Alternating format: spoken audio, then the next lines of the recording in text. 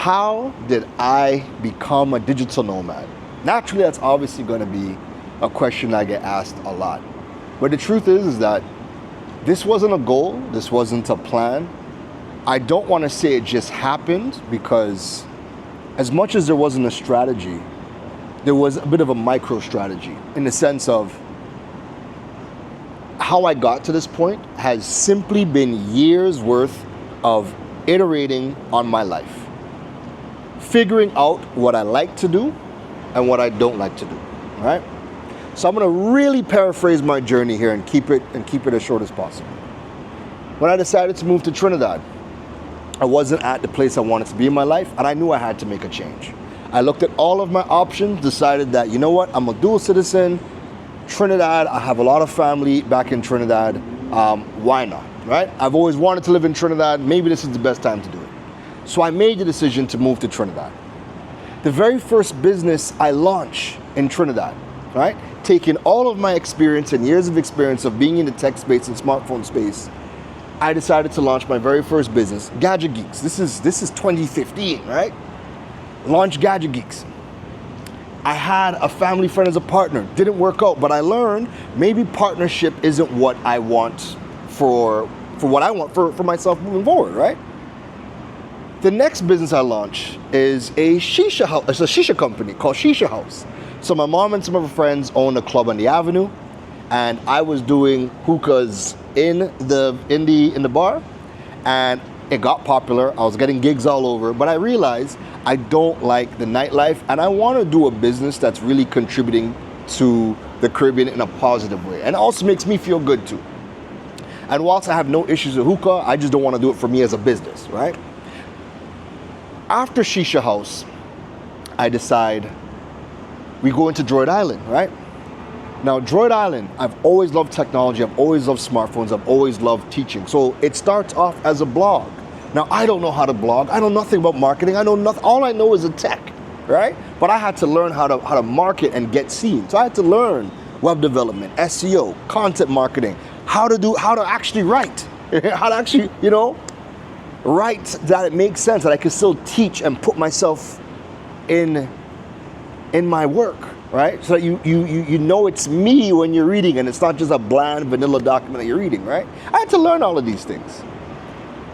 And then with Droid Island, the blog started doing good, open up a physical store. The physical store is doing good. But guess what? Whilst I have the physical store, and the physical store is really doing well, it's doing well because of all the content that I'm creating that's driving people in. But I also brought in the brand partnerships. And the first lucrative brand partnership that came in, I realized I'm making so much more on my brand partnerships and there's no overhead. And because I'm creating all this content and I'm doing workshops and I'm on radio and I'm on TV and I'm talking tech, I'm hardly in the store. And yes, I could have hired staff, but there was just a different idea that I had.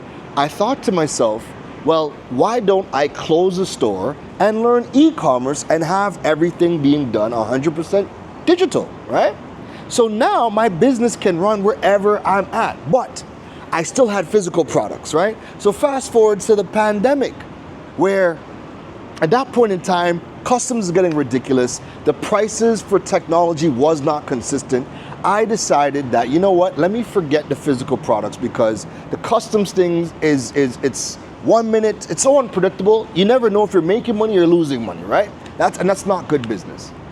But then the thought came about again, where physical products still keep me kind of limited because they need physical storage, or I have to be here or something. Again, I could have hired people to do that, and I could have worked those things out, but I had another idea. So I decided, you know what, there are more people at this point in time that are reaching out to me, asking me how I built Droid Island, how I market Droid Island. I decided to, you know what, I was doing smartphone tech since I was 19. I'm now in my 30s. Let me stop doing the smartphone technology, because I'm actually really enjoying teaching all the business owners about how they can build their business online. And I've just been focusing on that over the years, right? And that allowed me to get booked throughout the Caribbean and diaspora for in-person events and for remote events all over the world. And I love that, because then I learned, I saw to myself, my money is no longer tied to one country, and I'm able to earn money regardless of where I am, right? And another thing that just planted a major seed for me that I forgot to mention was when I had Droid Island and we went e-commerce, you see the very first sale that I got at 2 o'clock in the morning? That changed the game for me because that showed me that I can still make money while I sleep, right? So take that nugget. I'm traveling now, teaching businesses how to do all these things that I've been doing in my business. And I'm absolutely loving it, right? Loving it. But now things aren't feeling the way that I want it to feel, right? And so when I'm looking at my life, and again, my life has just been one big iteration after the next, refining my life to ensure that it's always in alignment with where I am as I grow and as I evolve. And we know the cost of living is rising in the Caribbean, right? And we know cost of living is going up in Trinidad. And I thought to myself, I don't necessarily want to work more or work harder to have more money, you know? I'm now 100% digital. Why don't I, and before I say that, this idea came because I got booked for an event in Colombia. And when I went out to the Colombia the first time, and I got to see how much further my money was going in Colombia than it was in the Caribbean, right? That I had to mention that. When I saw that firsthand for myself when I came back, the idea of I don't want to work harder for my money, but why don't I move somewhere where the money that I am making right now, because I'm making good money, just goes that much further. So I was looking at Colombia, and just last year, May, me and my family were in Colombia, and I was telling my mom, my brother, my daughter, hey, I'm moving to Colombia, right? Get familiar. And when I left Colombia, I was dead set on moving to Colombia. But when I came back, I did one Google search, and that changed everything.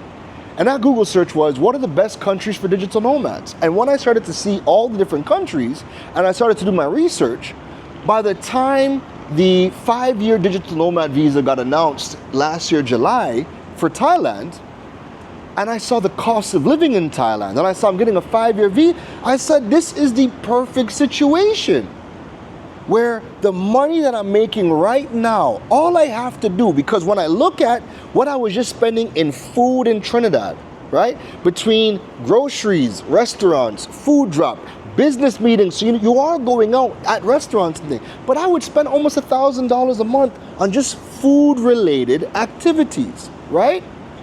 Now, when I saw that, when I'm looking at my money, and I saw that, and I looked at the cost of living for what I would what I would get in Thailand, I was spending more money in food than all of my bills combined in Thailand. And now that I'm here, it's true. My last month I spent $830 all in for all of my bills, right? So this has been a transition over the years. I didn't decide to wake up and say, I'm gonna be a digital nomad. Now you guys can, because now you have somebody who is in our region showing you it can be done and telling you it can be done. And again, I've lived it, right? And I'm showing you how I've done it. And then you can take all the shortcuts, because for me this was an iteration. But now when I'm telling people how to go about it, it's a very direct path.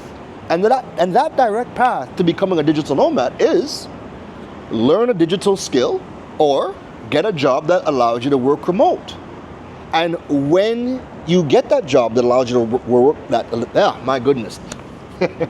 When you get that job that allows you to work remote, ensure that it doesn't matter where you work, because you don't just want to work from home. You want to work from anywhere. And there's a big difference, right?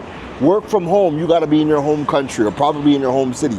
Work from anywhere typically is work literally from anywhere. So when you can get the digital skills or land a remote job, that gives you the flexibility now to say, hey, where do we want to live? And as more countries around the world are creating digital nomads and attracting them, it opens up more doors to you. So that's the direct path. For me, it was almost like 10 years worth of iterating and figuring out what I liked and what I don't like and doing more of what I liked. But for you, it can happen in a couple of months. Learn the digital skills, apply for the remote jobs. Once you land that, the next thing is you're going to be able to now say, well, where do I want to live and work? That is how you too can become a digital nomad. I mean,